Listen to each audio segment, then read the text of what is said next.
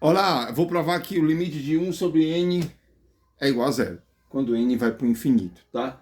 Temos uma sequência de números que é definido por inverso dos naturais, tá? N é um número natural, tá bom? Então 1 sobre n é o inverso de um número natural qualquer, tá? Então 1, 1 meio, 1 terço, 1 quarto, 1 quinto, 1 sexto, 1 sétimo, 8º e assim por diante formam uma sequência 1 sobre n. Provar que esse limite é zero. Dois conceitos importantes para a gente entender essa demonstração. Primeiro é o inverso de um número real, tá? Para qualquer que seja um x real e o x diferente de zero, x vezes 1 sobre x igual a 1 é esse número aqui, que é 1 sobre x, é justamente o inverso de x, tá? O resultado do produto de um número pelo seu inverso sempre resulta no elemento neutro da multiplicação, que no caso é 1, tá? Apenas o zero não possui, no conjunto dos números reais, o único número que não possui inverso é o zero, tá?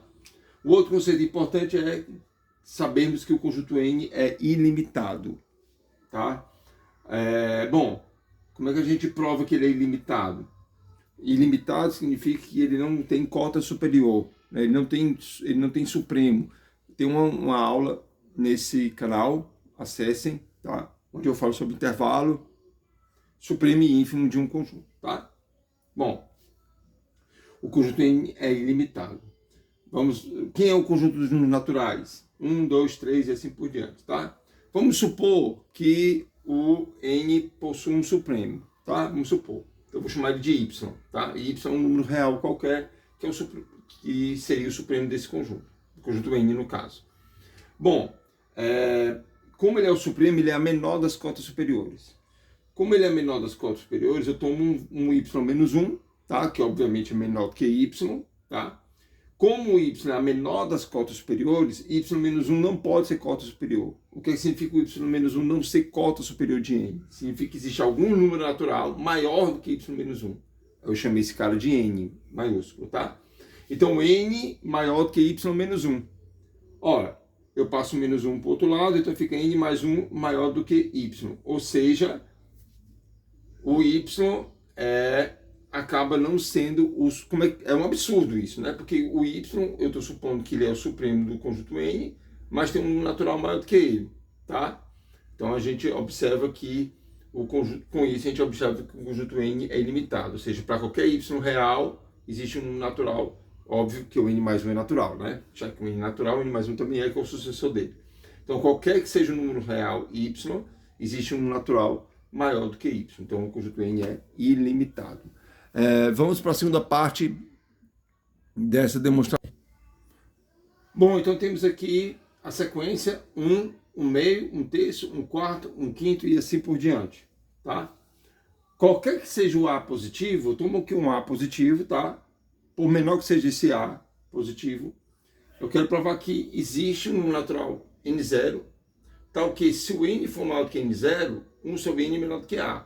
Tá? Então, a partir desse n0, todos os termos da sequência, 1 sobre n, serão números menores do que A. Então, estarão entre menos A e A. Tá? Bom, a gente acabou de ver que todo número real, tá, possui um inverso. Então, eu chamo 1 sobre A o inverso de A. Tá? É um número real. Existe um n natural, tal que o n é maior que 1 sobre A. Por quê? Porque a gente acabou de ver que o conjunto dos naturais ele não é limitado. Então, qualquer que seja um número real, 1 sobre A, vai existir um natural que é maior do que ele, tá? No caso aqui, o n. Bom, se o n é maior do que 1 sobre A, eu inverto o n, inverto também 1 sobre A, tá? Então fica 1 sobre n menor do que A. Quando a gente inverte ambos os lados da desigualdade, a gente tem que inverter também o sinal de desigualdade, tá? Então, eu troco n por 1 sobre n, troco 1 sobre A por A e inverto, faço a inversão aqui do sinal de desigualdade. Então, qualquer que seja o A positivo, vai ter um natural tal que 1 sobre n menor do que A, tá?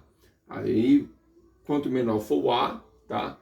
Maior será esse n e, portanto, menor será 1 sobre n, tá?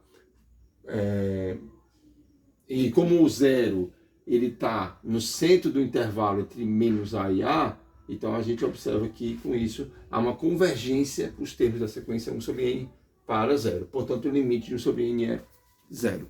Ok? Esse foi o vídeo para provar que o limite de 1 sobre n é 0 quando n tende ao infinito.